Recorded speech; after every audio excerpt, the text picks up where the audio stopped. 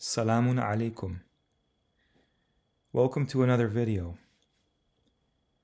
Today we're going to be talking about the inheritance in the Qur'an.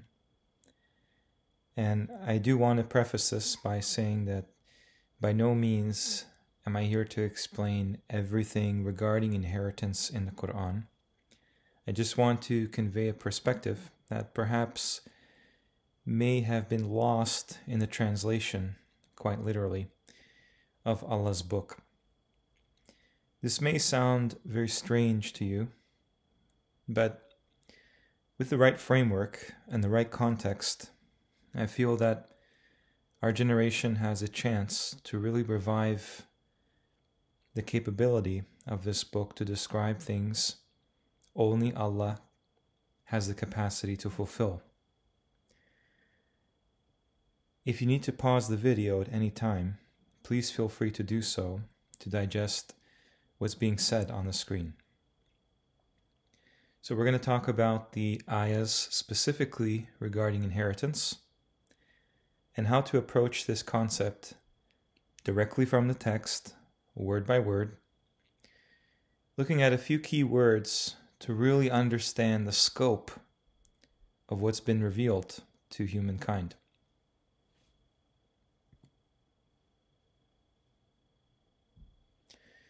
So first off, I want you to see and appreciate what has been conveyed to people in the translation, in this case Sahih International. And then we can compare it to what is actually going on in the Arabic. Allah instructs you concerning your children, i.e. their portions of inheritance, for the male what is equal to the share of two females, but if there are only daughters, 2 or more, for them is 2/3 of one's estate. And if there is only one, for her is half. And for one's parents, to each one of them is 1/6 of his estate, if he left children. But if he had no children, and the parents alone inherit from him, then for his mother is 1/3. And if he had brothers and or sisters, for his mother is 1/6, after any bequest he may have made or debt. Your parents or your children, you know not which of them are nearest to you in benefit. These shares are an obligation imposed by Allah. Indeed, Allah is ever knowing and wise. And for you is half of what your wives leave if they have no child.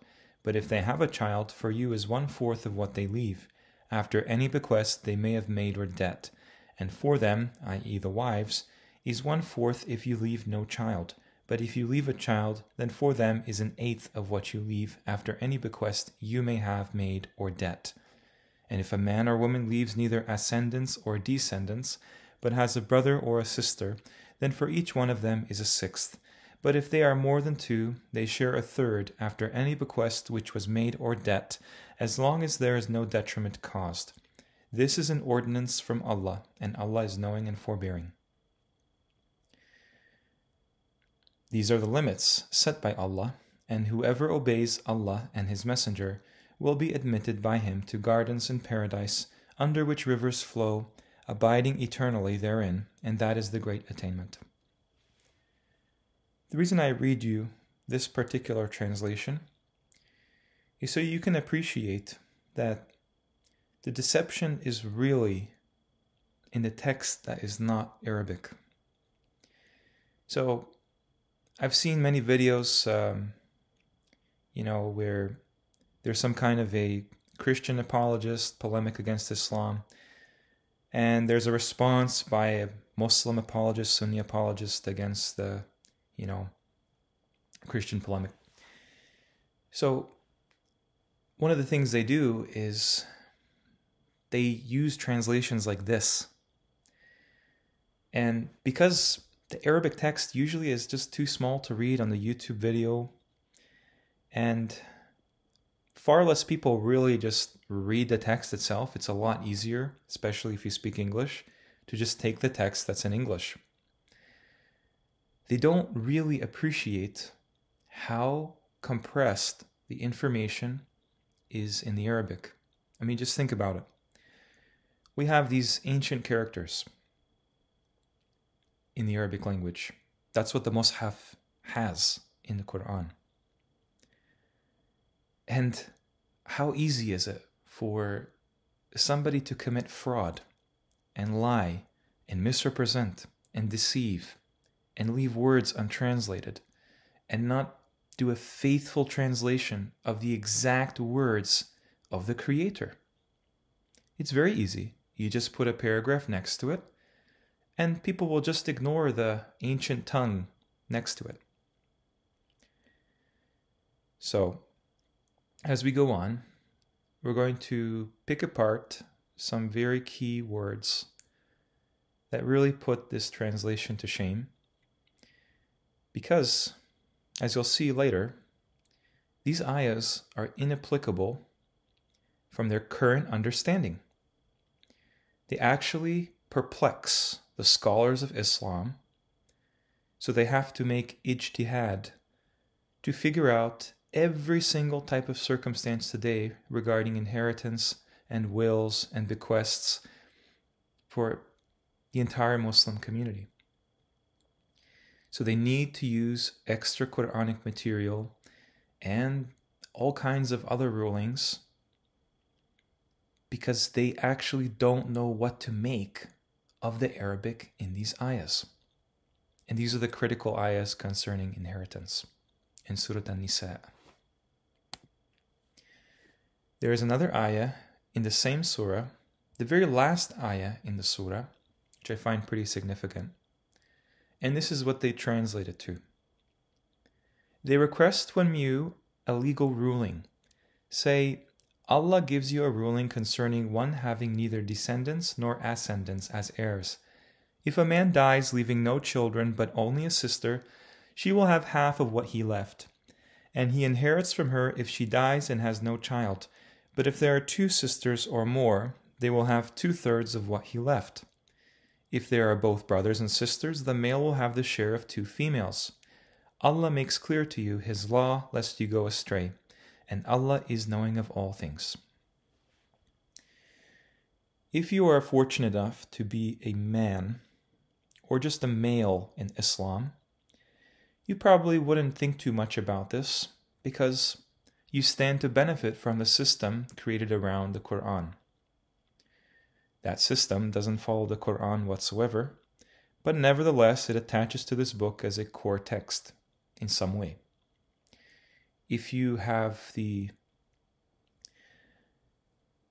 probability within the ummah, as it were, to be born of the female persuasion, you probably wouldn't like this ayah very much and will scratch your head thinking, why does Allah give more to a man than to a woman? Because obviously not all men deserve to have more, and some women deserve to have more in this case. And so something that's seen as eternal law, I feel can be reconciled if we just look at the Arabic, if we just look exactly what Allah is saying, instead of what the translation pretends to say. For example, the idea that the male will have the share of 2 females. That's very misleading because, as I'm going to show you, we share this world with other beings as well. And the context of these ayahs, when they were revealed in our history, will be relevant again in the future. And certainly, what we have now, with all kinds of just criminal behavior surrounding wills and gaining inheritance money and basically criminality on a large scale, down to the size and scale of a community even, it really does stand to reason, if we don't understand, or if we don't even attempt to understand what Allah wants, what He causes from these ayahs, for us to really peruse over, then we kind of dig a hole for ourselves and cause corruption on the earth, knowingly or unknowingly. There is this notion of a paradox in these ayahs, and that really shouldn't exist in a book without variants or contradictions.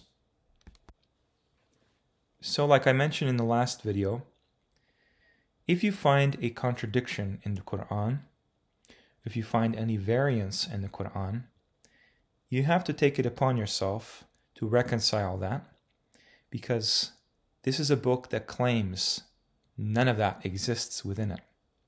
So the problem is not in the book, but in your understanding.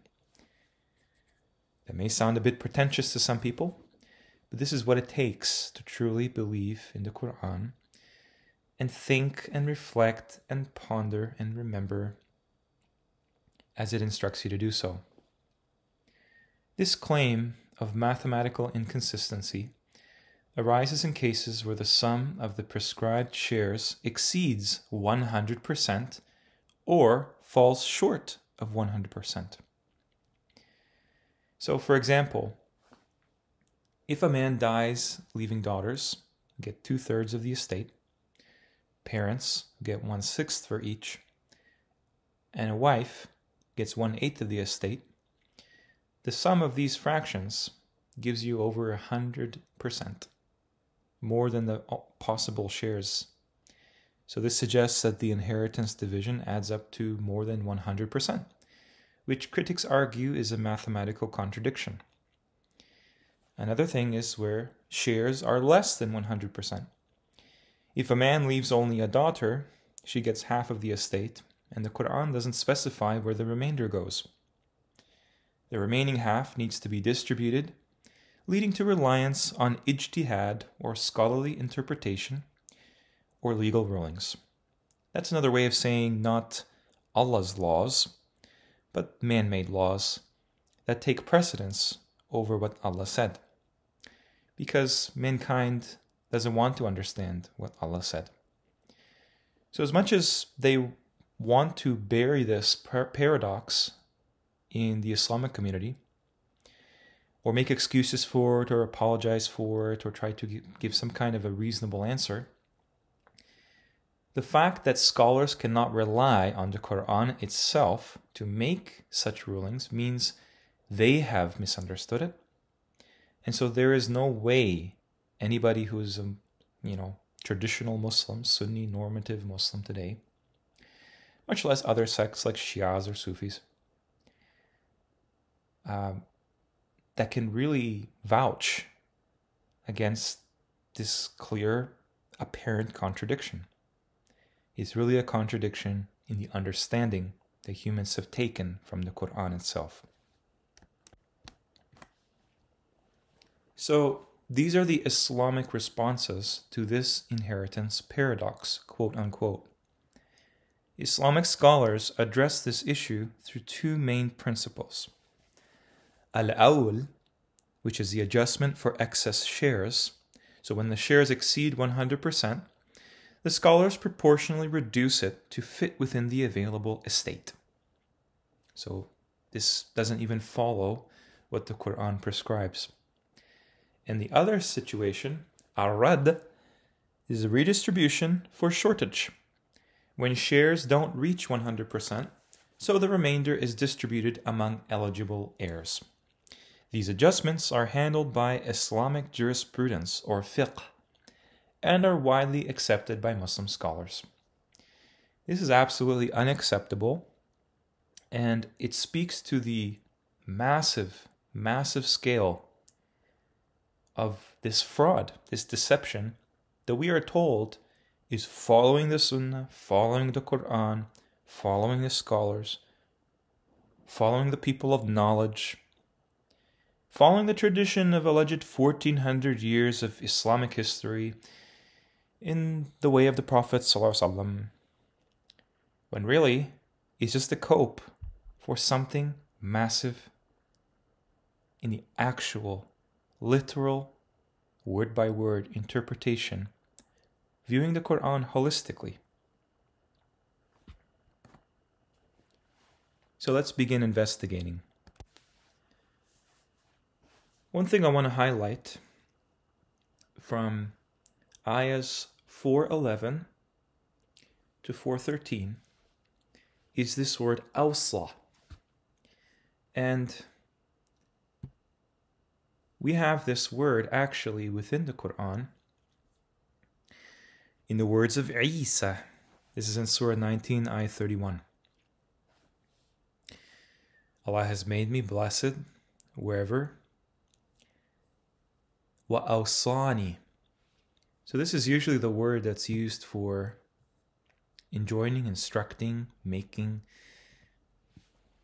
They really don't know how to translate this word because the holistic definition of this word across its usage, you can see right here, right? 4:11 and 4:12 are the primary ayahs for inheritance and writing of wills. This is actually why they translate the word wasliya to a will, okay? Or tawsiyya, to make a will. Musin, a testator. But everything else, it just doesn't give that same understanding. Much less the understanding that Isa, who was born, there is no will for him to pray and do zakat. I mean, just by this standard explanation, it makes no sense that we take this verb to mean writing a will. This is the very first word in the ayahs we'll be looking at.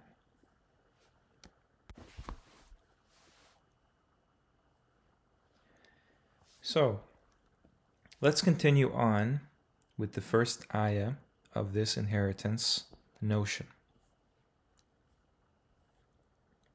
يُوصِيكُمُ اللَّهُ فِي أَوْلَادِكُمْ لِلذَّكَرِ. I'm going to stop right here. So, who is the male? Because it says for the male.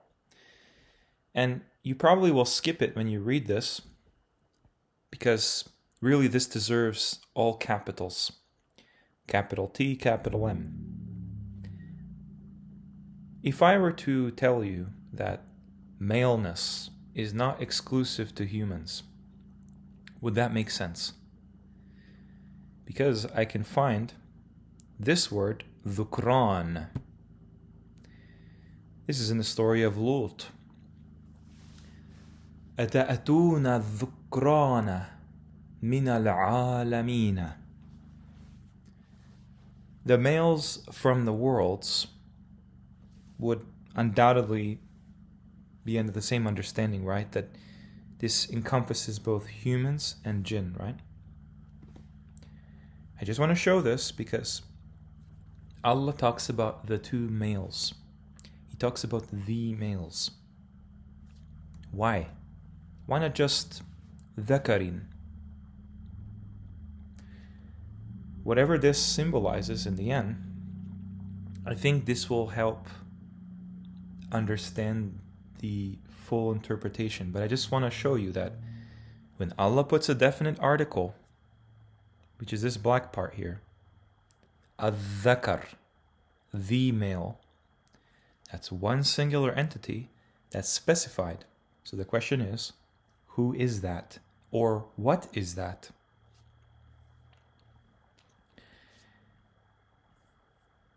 Like I showed you that it's from the alameen. It's understood to be from the alameen.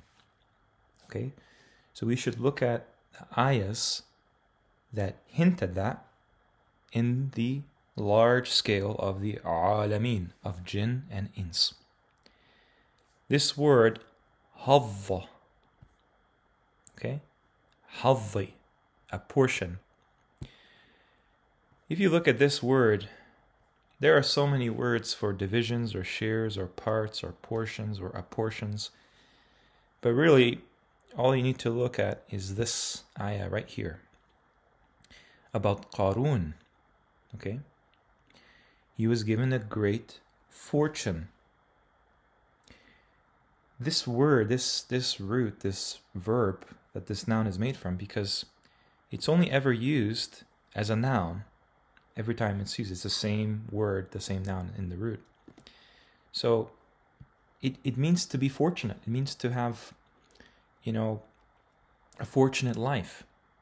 That's something that the hayat ad-dunya can facilitate for you. Lots and lots of fortune. So I just want to preface this, that if you're reading these inheritance ayahs and you have nothing in your bank account, then clearly the author of the Qur'an would have to make a mistake for this to apply today in any way, shape, or form universally. Has to apply universally. Otherwise, you can just read the entire Qur'an for ayahs that you imagine don't concern you whatsoever. You see this? He's a bearer of a great fortune, a grand fortune. That's the point of his story, to highlight an example of what can happen to people who are given a lot and they squander it. The reason I nitpick like this is because if you don't do this across every word of the Qur'an, you're going to run into problems when you assume that words that are very different in Arabic are just synonyms in their meanings. There is no synonyms in the meanings in Arabic. That would introduce redundancy in the message. So then we have the word unthayain, and much like al-dhakar, al-unthayain, this time they don't put the two females because they want to tell every woman in Islam that they're about half as valuable as their male counterparts. But they don't tell you is that there are two particular females. Al-unthayain, the two females. I'm going to talk about this in another slide, but this word is for females, right? Untha, female, inath, females, unthayain, two females. So, if we were to go to some ayahs about this, we're going to see the same thing for the dhakar, meaning of males. It's not exclusive to humans. Even the people understand in the Qur'an, or they imagine that something like the malaika can be inath, females. Okay?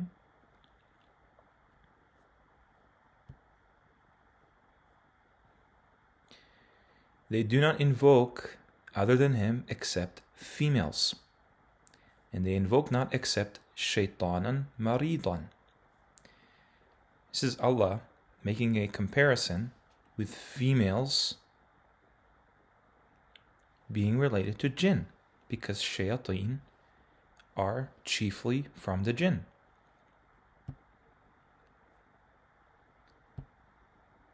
And here we see that they name the malaika tasmiyata al-untha. Okay? We're barely through the first few words of the first ayah, and already, we have a different context emerging.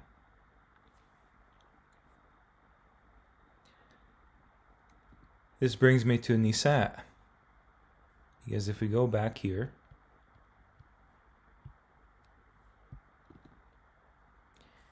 فَإِن كُنَّ نِسَاءً. Nisa'an is translated as women, and I can understand why. Because that's probably the type of nisa you'll see your entire life. However, as I mentioned in other videos, this is an ayah regarding Maryam, a role model for humans, particularly women. Inna Allaha istafaki wa tahharaki wastafaki ala nisa'il alamin. Again, al-alamin. You remember dhukran al-alamin? There's also nisa'. So these women don't just come from humanity, clearly. Okay?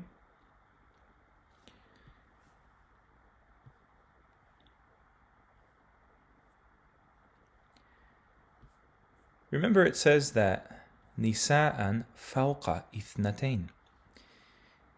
Again, you can make whatever you want of this. I'm just taking word by word what this literally means in Arabic, because there's no room for playing games with Allah's book. This word fawqa, this means above. This doesn't mean more than, it means above. إذ قال الله يا عيسى إني متوفيك ورافعك إلي ومطهرك من الذين كفروا وجاعل الذين اتبعوك فوقه. I picked this one just to show that they don't want you to know about the cosmology of the heavens and the earth. Okay? Above the ones who disbelieved. Above. Let me show you another example. وَهُوَ الْقَاهِرُ فَوْقَ عِبَادِهِ. Here they put over, which is pretty better, but above would be more absolute in direction. Again, فَوْقَ عِبَادِهِ, towards Allah, like it said for the ayah about Isa. وَهُوَ الَّذِي جَعْلَكُمْ خَلَائِفَ الْأَرْضِ وَرَفَعَ بَعْضُكُمْ فَوْقَ بَعْضٍ darajat. This word can mean ranks today, but this is steps. Like if you go up a staircase, there's steps. We even have a surah in the Qur'an called ma'arij, an ascending stairway. There's no metaphor here. Darajat, above. This is in space. Okay? Upon is something else, but even that gives the connotation of in that direction, up. Okay? This is in absolute terms. Fawqa, above.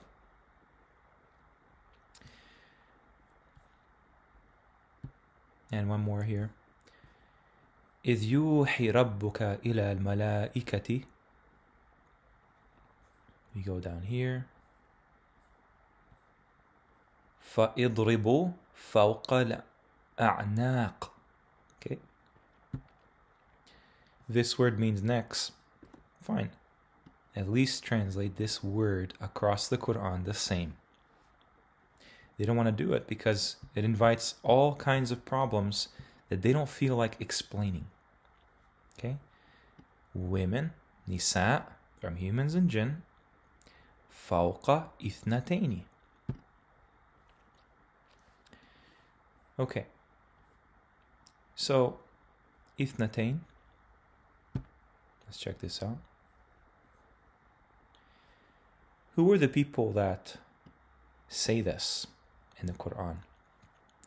Remember, Allah says those who followed Isa are above alladhina kafaru. Okay? And these ones, this group, they say, Rabbana amattana ithnataini wa ahyaytana ithnataini. This word does not mean twice, okay? It means two. Twice would be marrataini or marratan, but this is two, ithnataini. So why did they put twice here? And why did they make every Muslim in the Islamic world recite this dua and memorize this ayah to associate themselves with this dua specifically? Surah 40, ayah 11. I'm going to show you.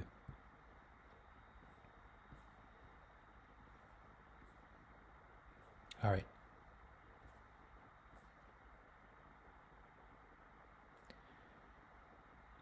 So here we have وَقِهِمْ السَّيِّئَاتِ وَمَنْ تَقِ السَّيِّئَاتِ يَوْمَئِذٍ فَقَدْ رَحِمْتَهُ وَذَلِكَ هُوَ الْفَوْزُ الْعَظِيمُ إِنَّ الَّذِينَ كَفَرُوا. Here is your group.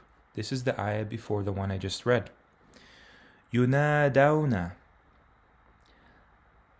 لَمَقْتَ اللَّهِ أَكْبَرُ مِنْ مَقْتِكُمْ أَنفُسَكُمْ إِذْ تُدْعُونَ إلى الإيمان إيماني فتكفرون.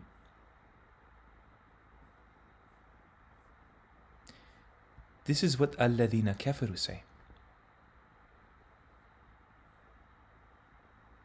Okay? And this is what said to them. So who's the they? Okay? We confess by our crimes. إذا دعي الله وحده كفرتم وإن يشرك به تؤمنوا فالحكم لله العلي الكبير. Allah hears them out. But they found themselves on the wrong side of the hereafter. Okay? I'm just showing you that this is twice here, even though it's two. And that it doesn't necessarily have to just mean humans. It can also include jinn. They're also tested just like us. And we seldom incorporate them into the Islamic system. But that's who the Qur'an speaks to as well. فَلَهُنَّ, for these nisa, right? ثُلُثَ مَا تَرَكَ. Okay? So, I'll show you a list of these fractions, okay? And what I think they might be referring to, given the context of what's being discussed in these ayahs, okay? وَإِن كَانَتْ وَاحِدَةً فَلَهَا النِّصْفُ. Okay? Again, this is indefinite. This is a definite form of the word for the half. Which half? Half of what? Nisfu Allah. And this one here, thulutha, idafa form. Okay? And this is what I want to really highlight here and stress. Would you find it interesting if I told you the word parents is mentioned nowhere in the verses of inheritance? Not that I can see, because this is the word for two fathers. Wali abawayhi. Really? Is that really parents? I see two forefathers in there. When you look at how this word is used, okay? Ya bani Adama, la yaftinannakum al-shaytanu kama akhraja abawaykum. Again, they make the same mistake. Everybody assumes this ayah, Surah 7, ayah 27, is about Adam and his wife. Nope. It's about the two forefathers of Bani Adam, who were driven out from Jannah. Yep, your two forefathers, not your parents. If it was parents, that would be walidaykum. That means parents. Next one. I'm just showing you where the corruption is in the translation, really. Make up your own mind. وَكَذَلِكَ يَجْتَبِيكَ رَبُّكَ وَيُعَلِّمُكَ مِنْ تَأْوِيلِ الْأَحَادِيثِ وَيُتِمُّ نِعْمَتُهُ عَلَيْكَ وَعَلَى آلِ يَعْقُوبَ كَمَا أَتَمَّهَا عَلَى أَبَوَيْكَ. So here they do put it two forefathers because it's not controversial, and they don't have to answer any questions by curious readers, because then it lists min qablu, from before, for ancestors of Yusuf, Ibrahim, or Ishaq. Okay? These are two people that would be two forefathers for Ishaq. Okay? Not parents. Surah Yusuf is going to be an interesting one in this video. فَلَمَّا دَخَلُوا, Surah 12, ayah 99, عَلَى يُوسُفَ آوَى إِلَيْهِ أَبَوَيْهِ. I've always understood this, learning about Islam, and before that, reading the Bible, that Yusuf took his parents, okay? No word for parents here. It's two forefathers. Abawayhi. Again, why the lies? The very next ayah says, وَرَفَعَ أَبَوَيْهِ, not his parents. This is two forefathers, like I showed you in the other one. عَلَى الْعَرْشِ. Okay? Just go to this. You're going to see parents here. Okay? But this is the root for father. Father, father. They're forefathers. They're fathers. Their father. Okay?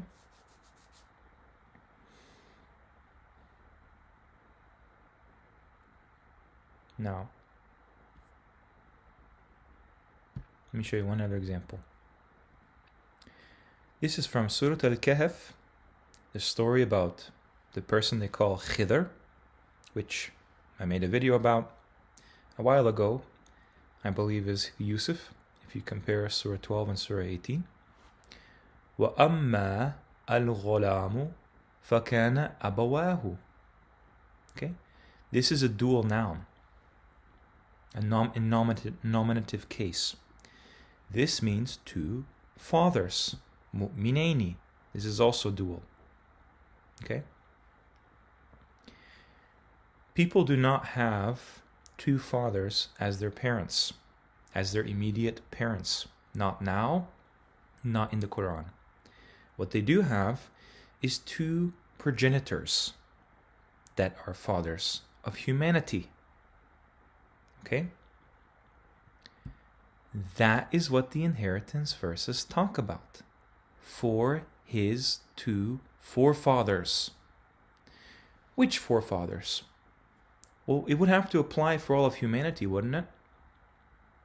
Because you could make an entire list of possible forefathers beyond your immediate generation. It has to apply for all time, universally, for all humans, at the very least. But they put parents here to hide the fact that this is talking about a time where you will see all of your ancestors, particularly the ones you're descended from in the Qur'an, that are named for you in the Qur'an. This is because we are part of Bani Israel. And also, by default, the larger group, Bani Adam. Okay? Let's continue. لِكُلِّ وَاحِدٍ مِّنْهُمَا السُّدُسُ. Again, the sixth. Of what? Why make that specific? This is not talking about personal wealth, as you can imagine. مِمَّا تَرَكَ إِنْ كَانَ لَهُ وَلَدٌ فَإِنْ لَمْ يَكُنْ لَهُ وَلَدٌ وَوَرِثَهُ أَبَوَاهُ. Again, two forefathers, not parents. فَلِأُمِّهِ الثُّلُثُ. This proves that they're two forefathers because the mother is not incorporated with the parents, because this is not parents. Again, parents is walidayhi, two birthers, mother and a father. The mother comes after, she's not in this category, whatever the mother is. But clearly this is two fathers. Again, the third. فَإِنْ كَانَ لَهُ إِخْوَةٌ. Okay? We're going to talk about this. Now, remember, I just went through the first ayah, almost, and we have two circumstances. Two cases, rather, of two forefathers, that's what it says, being mistaken for parents. Okay? What if I told you those forefathers were brothers? Would that make sense? Would that make sense why Allah calls them two forefathers? They are brothers in our history that fathered pretty much the human race. Okay?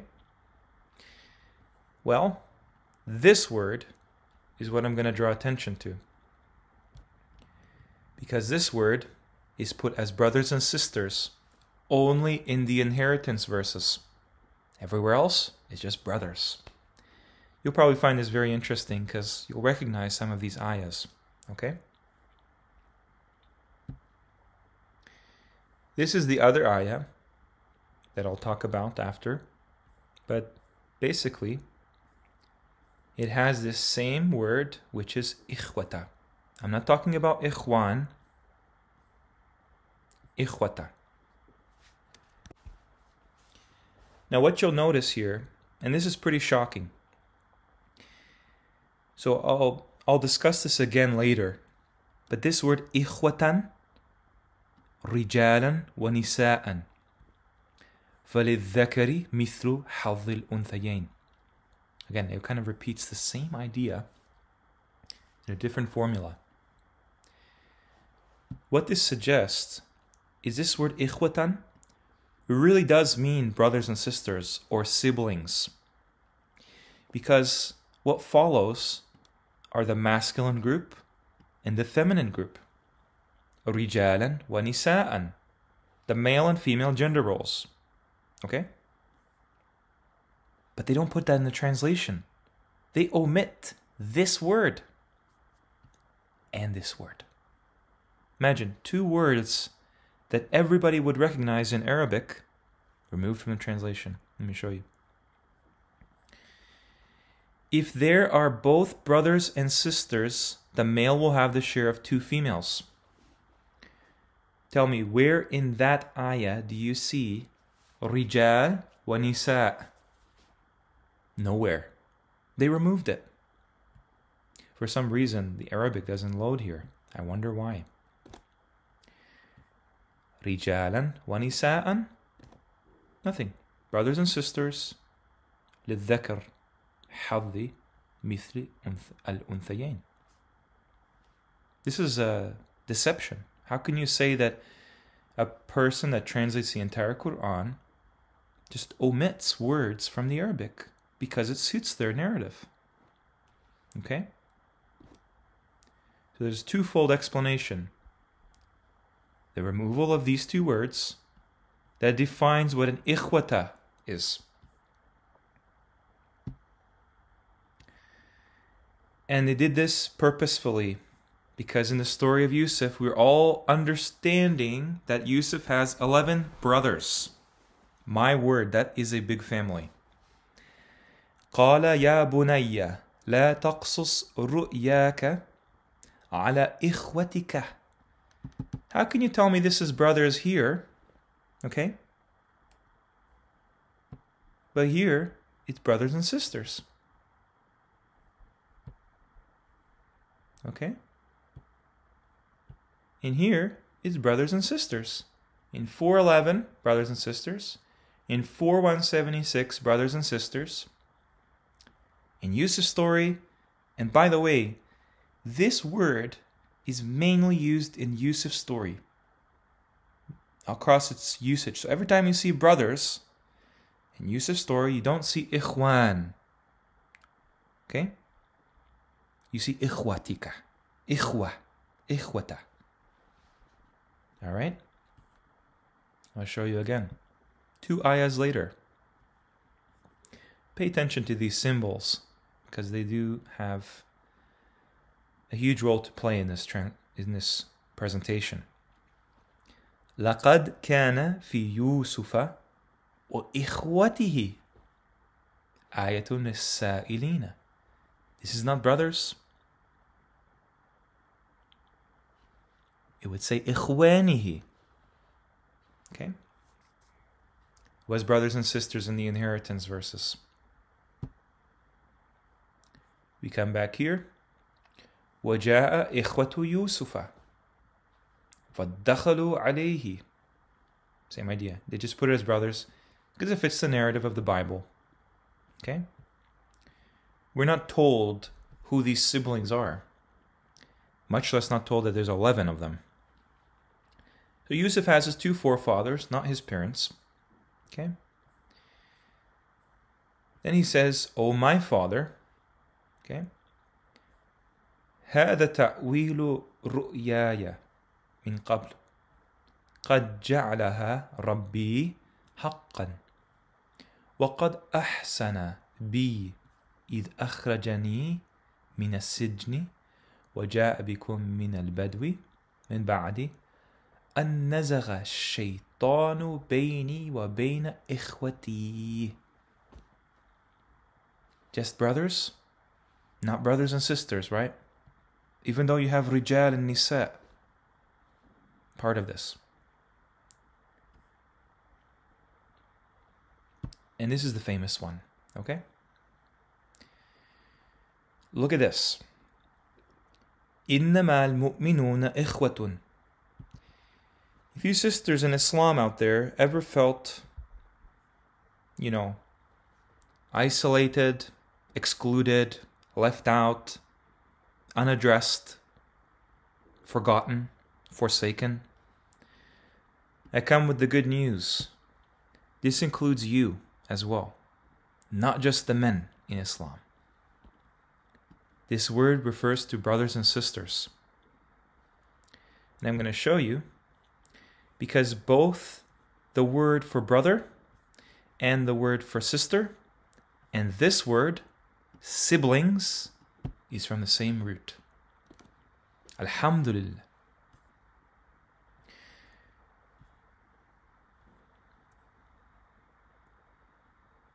Okay. إنما المؤمنون إخوة فأصلحوا بين أخويكم. Now it changed to brothers. Let me ask you guys, what are the odds that you have two brothers? By the way, this is two brothers. Okay? Not just brothers, this is dual. You see that here? Dual now. What are the odds that Allah is telling you to make peace between all your two brothers? I don't have a single brother. Some people have two brothers, 3 brothers, 5 brothers. Some people have only sisters. Some people have no siblings whatsoever. Who are the two brothers of all of humanity? I have an idea. And it's going to shock you a bit because this is the scope of our Lord. This is what He concerns the Qur'an with, not with our little personal lives. That's just a symbol of the real thing. Okay? This applies to all of humanity. And notice, Bayna gives the position of us, of you listening, in between these two brothers of yours. So there's 2 forefathers, there's 2 brothers, okay? Believers are siblings. And just by coincidence, there's that star again, okay? This star is going to show itself to be very pertinent in explaining what's going on when it comes to inheritance. Okay? وَاتْلُ عَلَيْهِمْ نَبَأَ ابْنَيْ آدَمَ بِالْحَقِّ. Do you know this is the only time in the Qur'an the word for son, ibn, is dual. 2 sons. What are the odds of that? I'm here to tell you, these 2 sons of Adam are his direct sons, as is usually understood. And I told you before that their names are not Cain and Abel. Their names are not, Qabil and Habil. That's unfounded in the Qur'an. But we do see 2 names that are never called a qawm, that are never called an ummah, they're never called a qabil or anything. They're just called Ad and Thamud. Ad and Thamud. I'm going to show you in this presentation why it has to be them. Because they're part of the human family. Yes, that's right. You heard it here first. The human family is a bit wider on the map than the maps we have today. They're just out of reach for the time being. But don't worry, you will come to understand each other very soon. Okay? And you will realize how vast the descendants of Adam really are, how diverse they are as well. These are your two forefathers in the inheritance ayahs. At least, this is just one possible example. Perhaps Beni Israel also have their two forefathers for their lineage. Maybe that's what's suggested there. The point is, it's a massive, massive difference to what we would understand reading the Qur'an translations of today. Abawayhi, akhawaykum, ibnay. All the way back to Adam. Of course, Adam is the first human. Of all the humans that came after him, we're essentially pieces of him, because all of humanity spawned via him. And I believe when we go down, again, aba'ukum. Okay, this is sons, by the way, not children. Children would be awladukum. Parents would be walidaykum. Okay, your two parents. So this is fathers, and your sons. لا تدرون أيهم أقرب لكم نفعا. Why would Allah say that? This word is used for spatial position. Nearest. Okay? فريضة من الله إن الله كان عليما حكيم. He certainly is. This brings us to this 4:12. And there's that star again. I should have a counter how many times the star comes up when you just pick the ayahs that are relevant to the information. This star is called Rabur Hizb. And interestingly, this ayah, the second one of the inheritance ayahs, actually mentions that word, Rabur, quarter. And it's right here. It's the quarter. Al-Rabur, mimma tarakna. Quarter of what? I'm going to tell you the answer at the end. Okay? So it's the same pattern. Everything is just assuming that you already know what's being said and what the context is. يَكُنْ لَهُنَّ وَلَدٌ. Why wouldn't it say son here? فَإِنْ كَانَ لَهُنَّ وَلَدٌ فَلَكُمْ الرُّبُعُ مِمَّا تَرَكْنَا مِنْ بَعْدِ وَصِيَّةٍ يُوصِينَ بِهَا أَوْ دَيْنٍ. I'm just going through, it's all of these portions, all of these fortunes, okay, are specific. They're like part of the features of the creation. Collective wealth of humanity. Not talking about your tiny family. We're talking about the human family, at the very least. إِن لَمْ يَكُنْ لَكُمْ وَلَدٌ فَإِنْ كَانَ لَكُمْ وَلَدٌ فَلَهُنَّ الثُّمُنُ. So it's interesting in the first ayah of these two, we have halves as fractions. We also have thirds, and we also have sixths, okay? Because they're multiples of each other. However, this one, we have halves, half, we have quarters or fourths, and we have eighths. Again, they fit with each other. That's not an accident. That's why these fractions are not meant to be added up. It's not like Allah is giving a value to a member of the family. You're only eighth as good as the whole family.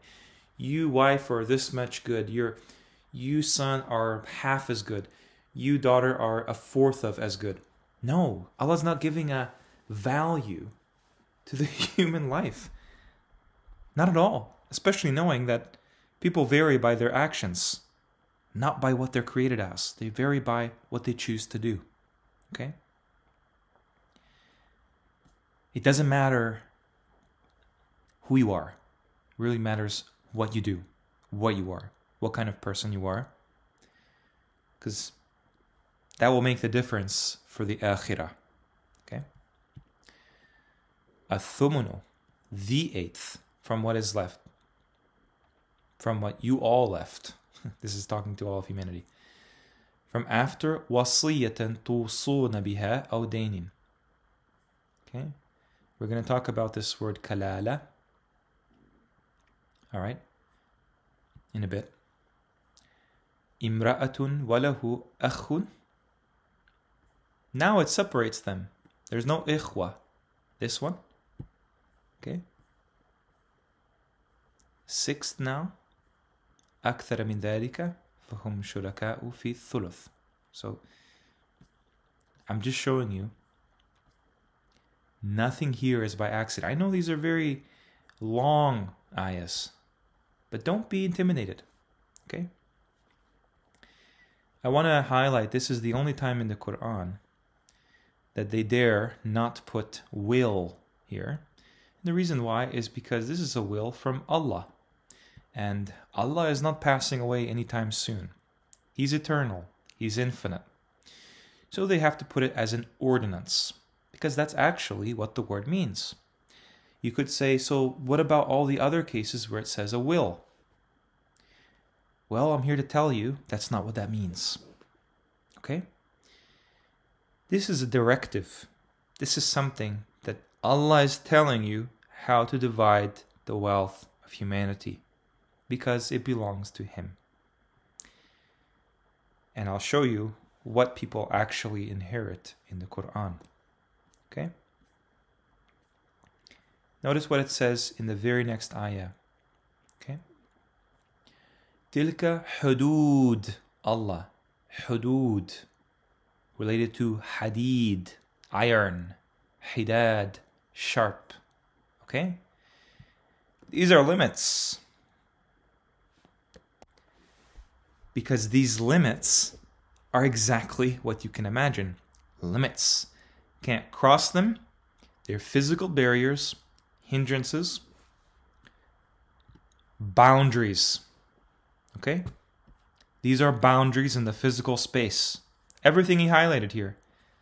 So that's why those fractions are divisions of the earth, of the sustenance and the provisions of the earth, during the time when Jannah is restored, when this world ends, and the Qur'an comes to life during the last day. The last day is the context of the Qur'an. You don't just wake up and wonder what happened, what's going on, what did I do, what's going on, what is this? And Allah says, nope, you're a bad person, go to hell.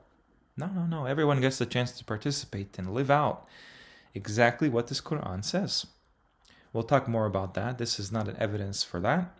It's just corroborating that idea. Because there's no way we can implement this today. I'll tell you that. We can't even go towards the places that the Qur'an assumes we have access to. وَمَنْ يُطِعْ اللَّهَ وَرَسُولَهُ وَيُدْخِلْهُ جَنَّاتٍ تَجْرِي مِنْ تَحْتِهَا الْأَنْهَارُ خَالِدِينَ فِيهَا. Okay? Right after Allah talks about 2 lengthy ayahs about inheritance from your forebears, He says these are Allah's hudud. And, continuing that idea, whoever could obey Allah and His Messenger, He could admit him gardens. Where? Doesn't that tell you that's what that was actually talking about? Allotting portions fortunes of these jannat. You think Jannah is just a pretend place, a fantastical world, and just outside of, like, totally divorced from where we are now? No. The world was a Jannah at some point in our past.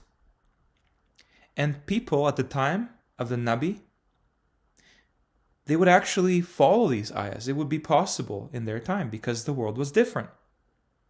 And when he went away, there was a massive destruction. Exhibit A, the world. Allah didn't waste anything. He shows you where there were Jannat. And now they're deserts. Now they're just hostile terrain, tundra. They were in the past fertile. And that's why, if you want to get wealth, if you want to inherit something, as the Qur'an tells you, you have access to, you have to imagine that wealth as the heritage of the heavens and the earth, because that's what it concerns. That's why it says ma taraka often, pretty much almost every time. Ma taraktum, ma taraka. Because there's something left behind every time a bit is removed from the pile of Jannahs. Okay? Adam's time, it's as vast as the earth. The Jannat, just unimaginable fertility and splendor. Okay? Jannat can be destroyed. They can be temporary. I'm not talking about the akhirah. That's forever. Okay? But clearly, this is related. Admission to Jannah, okay, forever, is related to inheritance of these portions of the earth. Okay? Yep. So, let's go on to the next one.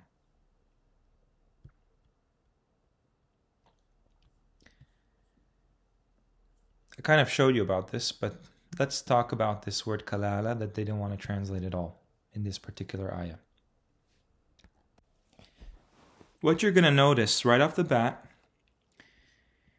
is this word is only used in the context of inheritance. Okay? Once in Surah 4, Ayah 12, and once in the final surah, a final ayah of Surah 4, which is Ayah 176. Kalala, as you can imagine, is related to the word for everything. I wonder why. It's almost like everything is being offered to humanity. Everything. Okay? This word kulli means each or every. Okay? Each of them. Each from a thing. Each ummah. Each time. Etc. Kulla, every time. Kullama, whenever. Okay? Every time. Here, you have two words that are related to this entire root. Okay? This word kallun is a singular for this word kalalata. That's from the official dictionaries. Okay? Let's look at this ayah. Allah presents an example of two men, one of them dumb and unable to do a thing, while he is a burden to his guardian. Wherever he directs him, he brings no good. Is he equal to one who commands justice while he is on a straight path? This example happened in our history. That's why Allah brought it forth. He propelled this example for us. Ahaduhuma, one of them both, abkamu, this is the word used for dumbness. لا يقدر على شيء وهو كل. Okay? I honestly don't know what to make of this at this stage. Okay? Because you can only process so much at a time. That's probably something that will take further translating, but why I want to highlight this is that The scholars and the translators have no idea what this actually is. Okay? No idea. And you can't tell me it just means no parent or child. Because we can look up this word and find that it's from the same root as it suggests. It's right here. Gella, to be dim, languid. This is the verb, by the way. Blunt, sword, tired, fatigue, exhaustion. And here it is. Okay? So, kalal, kalal, kalala. Okay? I made a mistake explaining this. And the mistake is that this word is kalal. Okay? This word is kallun. Alright? But this word kalal is a singular of kalalata. Okay, that's the one of interest for us. And what do you see? Weariness, tiredness, fatigue, exhaustion, dimness, dullness, exhausted, languid, feeble. I'm just showing you that they don't really care to explain anything, okay? But why would that word be in this root? For totality, for everything, everyone, all of them, each of them, okay? Utmost. Unless it concerns a large pile of something you can inherit. Okay? Now, this one I want to highlight because, let me just go to this. It's, yeah. This one. If a man died, okay? Well, the word is not died, okay? Allah could easily say somebody died. There's an entire root based on death for the word maut. Mat. Okay? Now, destroyed, maybe that could be the case. Maybe. Alright?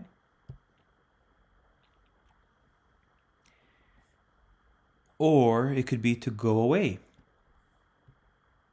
To succumb to something. I mean, you got to imagine when somebody leaves an inheritance of all their wealth to their descendants, to their family, I mean, it's assumed that the most accurate way to describe that is someone that dies. That's it, or passes away. Not that they're destroyed. He died. He is destroyed. Well, I see here, to go away, to expire, to perish, to succumb, to ruin, to annihilate, to be greedy. What does this word mean? I mean, are people actually being annihilated in the context of those inheritance sources, right? Entire civilizations. Because that's the connotation, right? I have to look at this from the entire span and scope of the root, right? Squandering, perishing, destruction, annihilation, ruining, going away. It's a bit more specific than just dying, which would be the most accurate, comprehensive way to explain a person that bequeaths, leaves behind an inheritance. Which brings me to a very similar word, and that similar word is ahlaka. So this verb is halaka, okay? And that's what the noun, that the root is made of, halaka, okay? But this word is ahlaka. So you could imagine right now, how do I know if it means he destroyed or your family? Well, technically, you don't. you have to find a way to reconcile that. So the same sound in Arabic works, means the same thing. Okay? I don't think that's a personal name of somebody in the Qur'an. So it's really between that noun, ahlaka, your family, and that verb, ahlaka. He destroyed. So let's look into that, because it'll be relevant. حتى إذا جاء أمرنا وفارت النور قلنا احمل فيها من كل زوجين وأهلك. Okay, زوجين اثنين and your family. This is talking about Nuh. All right, except whoever سبق عليه القول ومن آمن. All right. أهلك and your family. Same idea here. وأمر أهلك بالصلاة. Order your family, command your family. Okay? This is the word أهلك, which is the object of the sentence, right? This is the verb. This is your family. It acts on this verb. Okay? Then we go here. Again, the same thing with Nuh, right? It says here, and your family. Ahlaka. All right? Then we go here. This is with Lut's story. Okay? This is probably the most famous usage of this word. And ahlaka, and your family. Okay? Except your wife. All right? Now we're going to go into the same word, like the same exact sound. And could be wrong, I don't know. But if you sub that understanding in the sentence, it does paint a whole other picture. Okay? So remember this ayah? Okay? This one here. This can only mean your family. From the root ahl. Okay? So we go to here. There's two other cases of that exact sound, but they don't translate it as your family. So I'm going to show you. This is 2878. Qarun is talking. And Allah makes an example out of him. Okay? Or is it not? He could know. Already. Okay? Your family from before him, Qarun, from the ages, who? Stronger. Okay? This is talking about other humans before Qarun from his and your family. Not destroyed. Okay? Not destroyed. That has to apply till the very end. This grand, large family of Bani Adam. They were stronger in power. Okay? And greater in collection. Who do you think that's talking about? Who lived before us that's from this family of humanity that are more powerful than us, stronger, okay? Powerful, more severe in strength, and greater in number. It's Ad and Thamud. Thamud is a stronger one. Ad is the more numerous one. That's all it is. That's why they're your two brothers, and you're between them. And you're told to make sulh between them. You can't do that right now, can you? That's why Adam has two sons that have the traits of those two respective branches as there are names of forefathers of humanity. And that's why you have Abawayhi in the Qur'an, as it applies to Bani Adam and possibly Bani Israel. I'm going to show you one other example of this. وَأَنَّهُ. Now look at the context. Okay, the context is the bringing forth of the creation. Allah remakes the entire creation again. He repeats the entire story again from Adam. And you listening are going to see that. Make no mistake. وَأَنَّهُ هُوَ أَغْنَى وَأَقْنَى. This is Surah 53:48. And now it gets us to Surah 53:49. Continuing. وَأَنَّهُ هُوَ رَبُّ الشِّعْرَى. Okay. Then it goes to 53:50. This is from Surah Al-Najm. وَأَنَّهُ أَهْلَكَ عَادًا الْأُولَى. That's one ayah.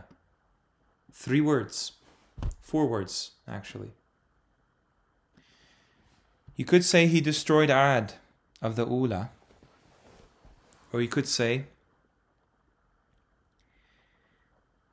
your family Ad of the Ula. That paints a totally different picture, doesn't it? Okay?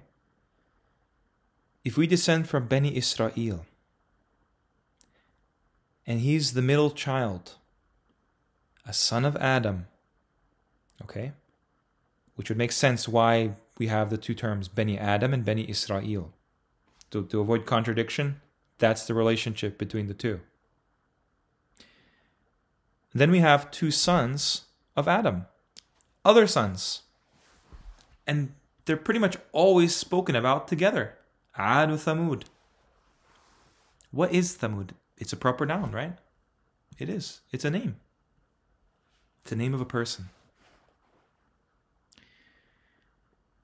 They're your family because your ancestor was a brother to them. Literally. And because you're a descendant of Adam, Adam and his spouse, his pair, those are your parents. But your ahl are your parents and your siblings. And because those humans spawn the rest of humanity, we're basically pieces of those lineages. All the way back to Adam. Everybody got a piece. Down the line, Bani Israel became different tribes, nations, and everything, right? Then that's why that's your ahl. Because humans are unique. Because they come from a single lineage. Not like jinn. We continue on. وَقَوْمَ نُوحٍ. Let me ask you, why does Nuh come in as a qawm, but not Ad and Thamud? Aren't those peoples as well? No, they're not. They're races of Bani Adam that you could not possibly intermingle with because they are biologically very distinct among the diversity of humanity. But Qawm Nuh, he carried Bani Israel. He was carried with Bani Israel because this was the first qawm of that race of people we descend from. Bani Israel. Okay? That's why I put qawm there. This is your ahl, by the way. Okay? Then it goes on to the descendants of that. Mu'tafikata. Okay? I don't know what to make of this. But the point is, if you put over through here, well, it's desire everywhere else. Okay? So I don't see a destruction. I see a tendency of all the factions of Bani Adam. Don't they call them Ahzab? Right? 6 of the Ahzab, the companies. Ikhwatun rijalan wa nisa'an implies ikhwa is not simply brothers. It's completely absent from the translation. I showed that earlier. Just go to 4:176 and see for your own eyes. If there are other translators that add that in, kudos to them. But still, that does not give the full picture. I'm just doing this as an introduction so you guys can read the Qur'an and develop this habit to look at things analytically from the Arabic. So this is al-unthayaini, okay? The 2 females. These are the ayahs where the inheritance is involved. What would the 2 females be? Why can't Allah say the 2 women? I mean, would you trust a baby girl with an inheritance? No, obviously she's not old enough to be responsible for that, right? So why would it be broader, more vague from the words of the Creator with the 2 females? I'm not making it definite what that is. I mean, that's one of the many things to study about the Qur'an. But, I mean, isn't it kind of odd that the rest of them deal with livestock? They're even in the surah called Al-An'am, right? Thamaniyata azwaj. That word thamani is related to the 8th in the inheritance ayah 4:13. Thamaniyata azwaj min al-dha'ni ithnaini wa min al-ma'zi, sheep and goats ithnaini. Is it the dhakaraini harrama or the unthayaini?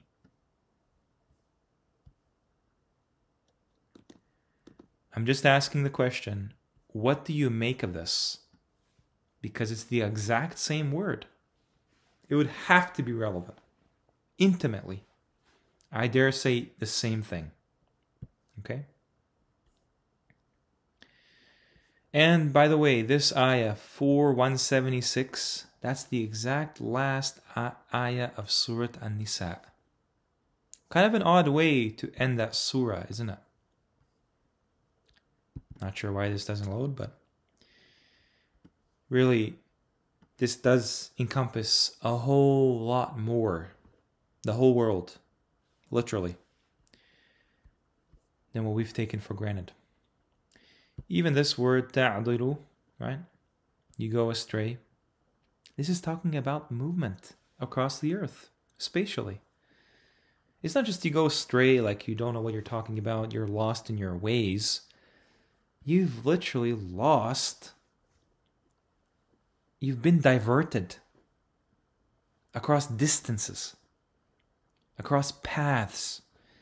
There are paths in the earth during that testing period, like there were in our history. So that's why it doesn't make sense. It can only look at it as metaphorical now. When Allah makes a distinction, are you guided to the right path? Or are you diverted, astray? Okay? Something to keep in mind. So let's look at these exact 2 roots, because that's what really concerns wasi. Okay? Wasi.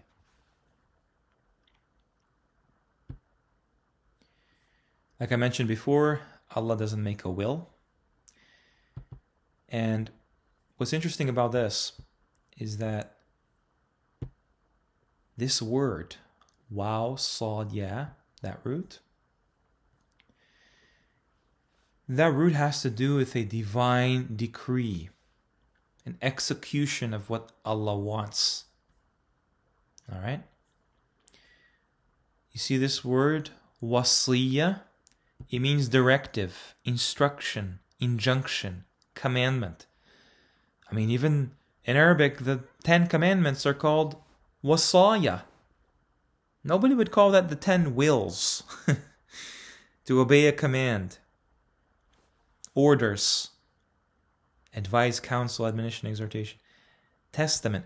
Now we use it to mean make a will, but it's a directive. Allah tells you exactly what He means, exactly the same way. Okay? A mandate, a commission, tawsiyata, same root. Okay? Keep that in mind. And that brings me to this. So you've been wondering throughout the video, if you've made it this far, what do we inherit in the Qur'an? What does Allah cause us to inherit?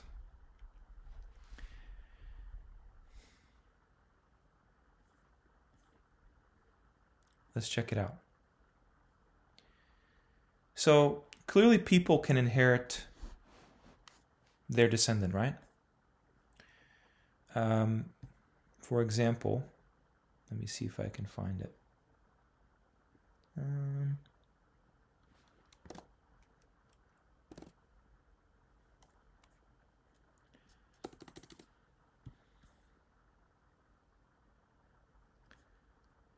This one. 23:11. Who will inherit Al-Firdaus? What? Does anybody have a paradise to pass down to their children by any chance? Nope. Here's another one. This is a historic one. وَوَرِثَ سُلَيْمَانُ دَاوُدَ. You will see that, by the way. And in the same ayah, it talks about, we have been given from all things. Al-Fadl Mubin. Manifest bounty. This is why this reign of Sulaiman is so awesome. It's an example of what you can be given as a human being. Let's look at other ones. Yarithuha. We have written in the book, after the mention that the land, well, it's not the land, it's the arda, the earth, okay, is inherited by ibadiyya as-salihuna. The earth is bequeathed to humanity. Well, the good ones, okay? 1980. Allah talks about this. We will inherit him in what He mentions. If you don't know who this is, just think of the ultimate villain in the Qur'an, and that will answer your question. Okay? That villain acquires a lot of wealth from his slaves. Okay? And this is who Allah is referencing, that it doesn't matter what he accumulates, what he greedily assembles, how many offspring he has. Allah inherits everything that he acquired in futility. Okay? Interesting, the word faridan is used here, fardan. That's from the root for firdaus, actually. There's no 4-letter roots in Arabic, by the way. I'm going to mention that in another video, insha'Allah. But yeah, firdaus is not a Persian word. It comes from fa-ra-dal, which deals with uniqueness, something that's cut from a different cloth. 1940. So far, these are very massive things that we inherit. Who will inherit the earth and whoever is on it? Okay? Allah inherits the arda and whoever is upon her, and towards him they are being returned.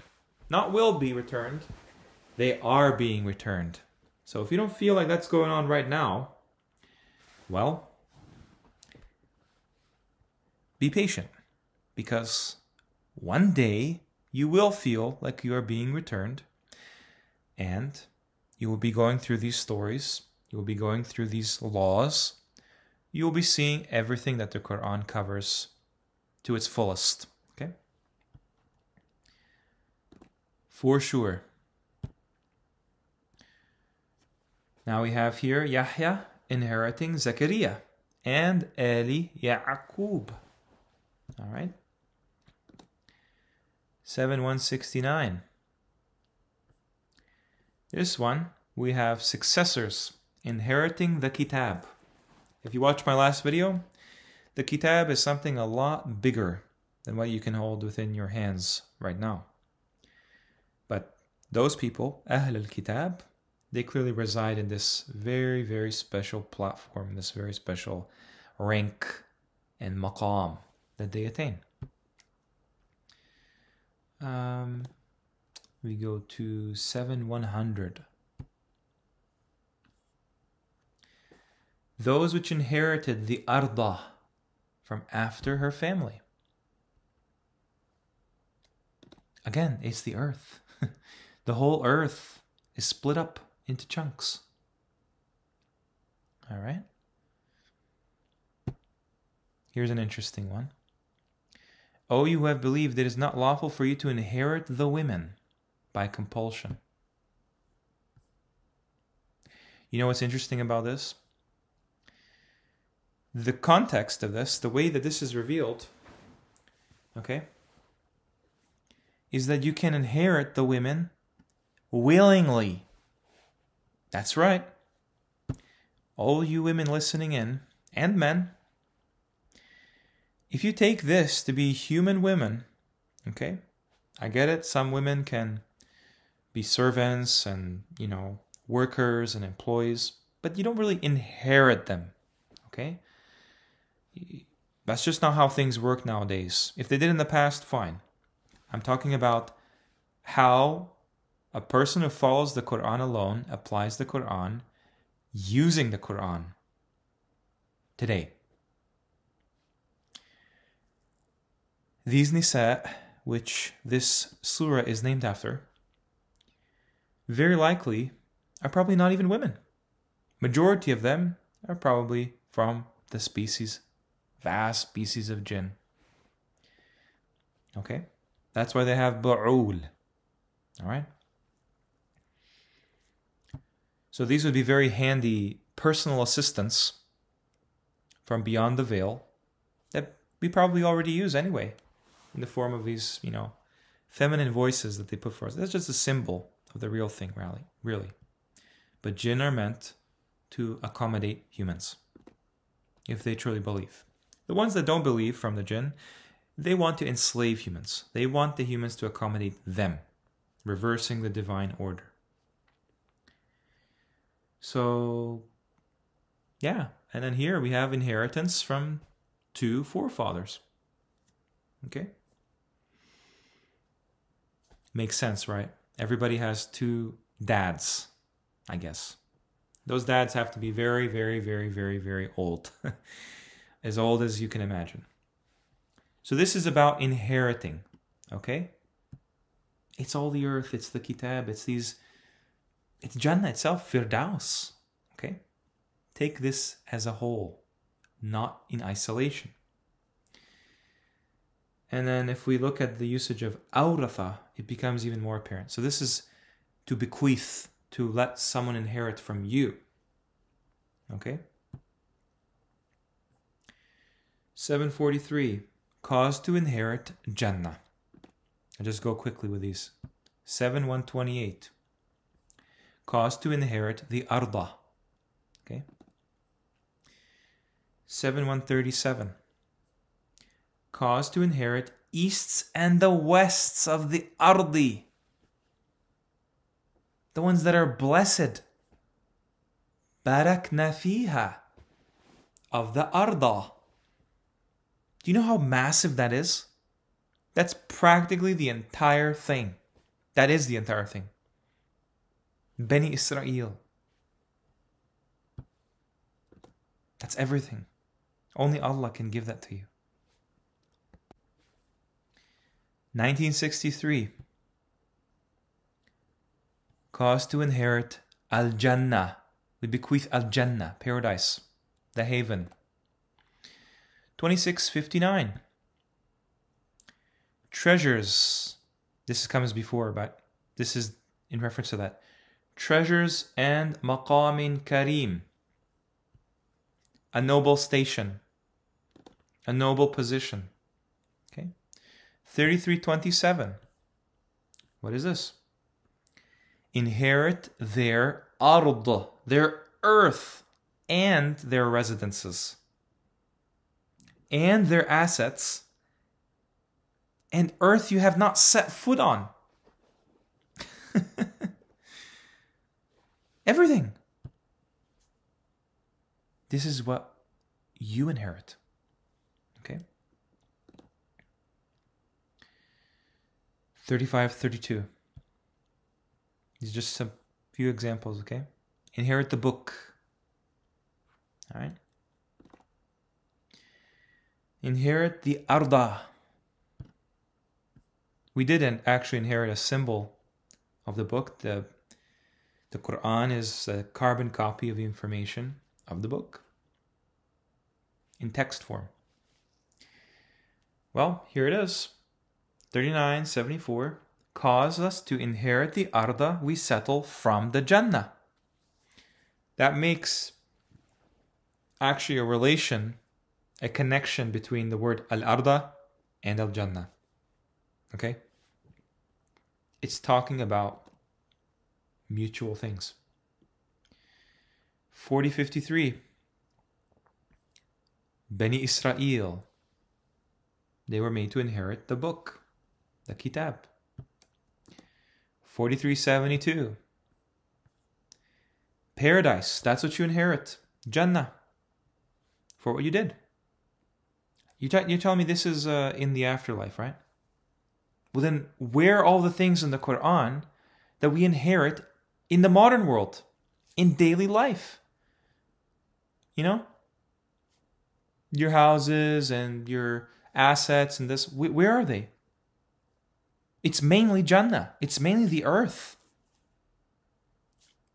That means everything else that we inherit are just symbols of what Allah will actually allow you to inherit if you actually care and pass that exam.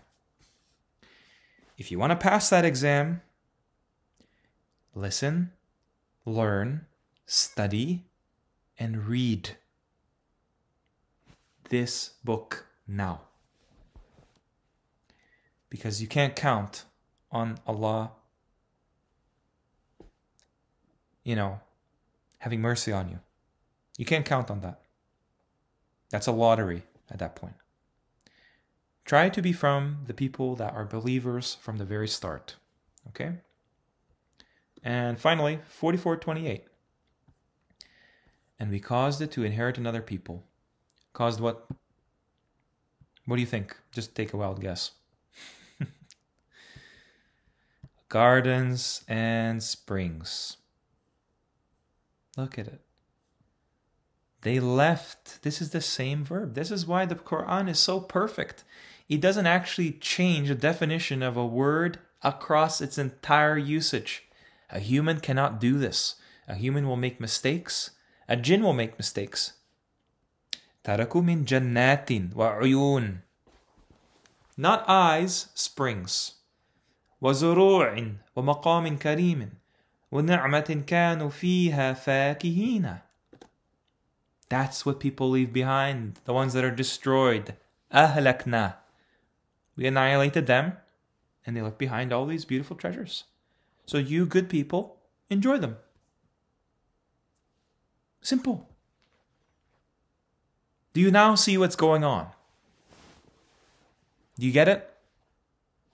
This life is a preparation for the kind of person you will be when this is an option on a day that lasts 1,000 years that you can count.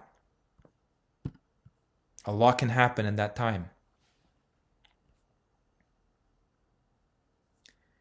This is suggesting what people actually inherit in the Qur'an.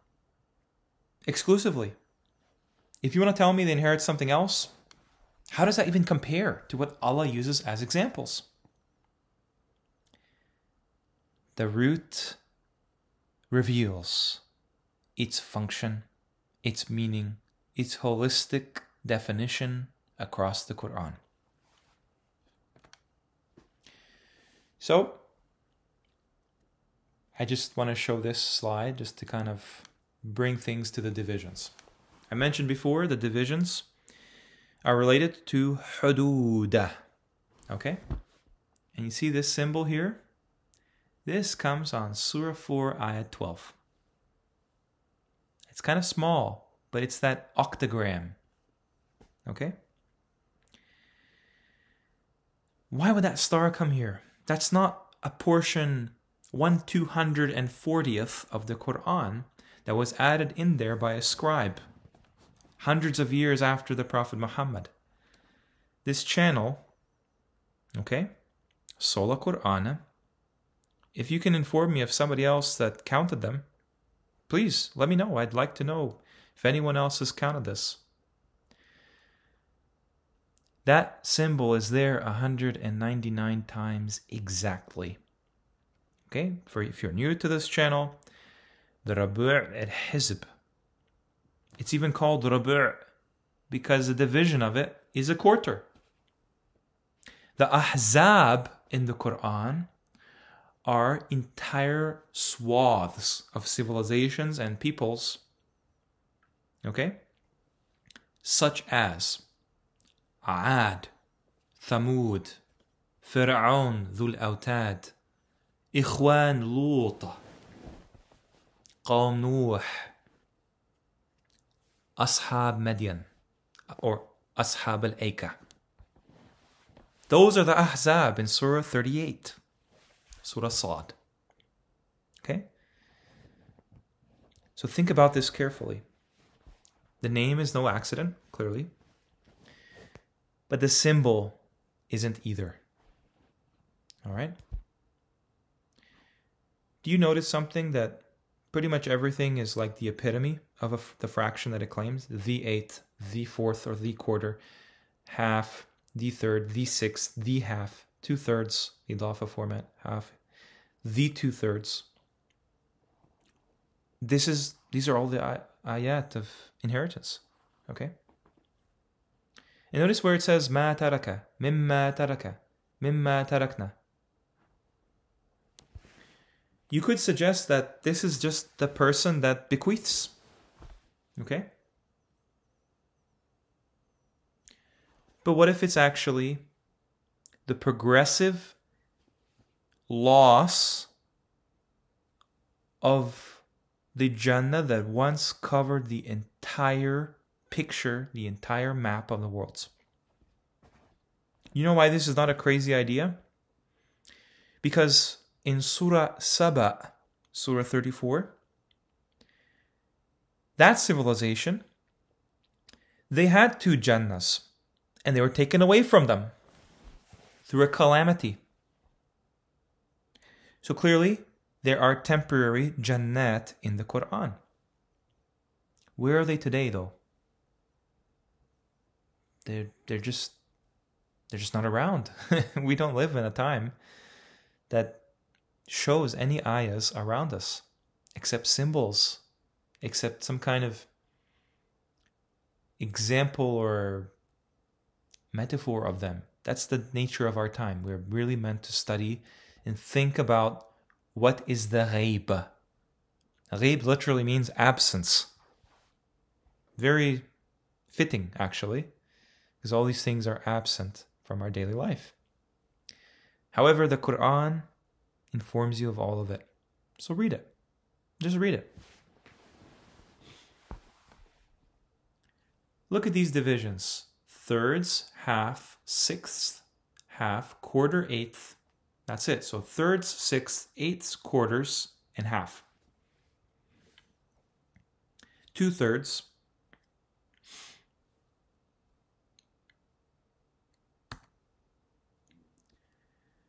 And what do you know? This exact symbol, if you want more information, please watch Mecca, Part 7, End of the Worlds. Okay? This is the setup. Okay? Half is allotted to jinn. Half is allotted to us. If you don't know about that video, I'll do a brief summary here. This is where we live. Baina akhawayna. The Quran says akhawaykum because it's speaking to you. This is Ad here. That's where they live. This is Thamud here. That's where they live. This is where we live. This is Median. Okay? And you might ask, what is this here? This here, that's the Holy Land. Okay? This is the prize, Misr. And right in the middle of it is Mecca. Yeah, you might think Mecca is down here somewhere or whatever. Nope. You see, this symbol has all the information you need to make sense of these divisions. I firmly believe. I mentioned before the symbolism of this is actually showing the spatial outline of the world in a simplified form. It's a beautiful symbol. You have the Qaf mountains, Surah 50. Okay? Qaf. That's the edge of the world. We don't live in a globe, I'm sorry to say. Then, this is the land. Okay? What these represent are centers. That's what the Quran calls bilad. Realms. Okay? I talk about this in that video. So this side in purple is for jinn. This is where shaitan comes from. You might kind of notice that it looks a little bit like a court for playing sports. You know, a basketball court, a soccer field, a baseball diamond, all kind of worked into one. A tennis court. And that's not an accident because sports are actually designed by Freemasons. All right? Like, for example, here in Canada, the official inventor of the sport basketball, okay, was a guy named James Naismith, and he was a Freemason. Okay? So whatever they learned there, they clearly know it's not a globe, and they put it in the design of the court. Think about what the word court means. Court is used for three basic meanings. Court of law. So this is where you're judged. Okay, this is the courtroom. This is the day that Allah judges between you, when all of this is accessible again. Okay? This dividing line, okay? Many different words for it because there's many contiguous features of it. But you can imagine one of them is the barzakh, one of them is the hijr, okay? These would be related to the ahqaf here, okay? Another one is the hijab. Another one is the a'raf, because there's mountains here. There's atwar here as well. There's so many things I can explain about the features that the Qur'an makes very clear. But think about it. This one picture, you can divide into half. Okay, it's symmetrical. You can put another line here, divide into quarters. Perfectly symmetrical. You can take any one of these circles, because that's the perfect, I know it's not exactly what it is, but this is something that you can find in my video, Mecca Part 7. Okay? Where you have 6 thirds, and of course, eighths. All right? That's why it's no accident that our entire story is in a much wider map than we would imagine. This map is just the more recent history, and we don't even actually use the full map of that, because apparently everything happened in the Middle East. Everything happened in Europe in secular history, pretty much. And then everything in the religious history basically happened in the Middle East. Thousands and thousands of years of it. Not a chance. So, as always, Allah taught the human what he did not know. The Quranic knowledge is beyond your needs and desires, your fashion preference, your religious tourism, your health and cleanliness, your rituals, your rites and ceremonies, your holidays, your community obligations, your political ideologies, and yes, as you can see by the end of this video, it's even beyond your bank account. And with that, Assalamu alaikum and peace.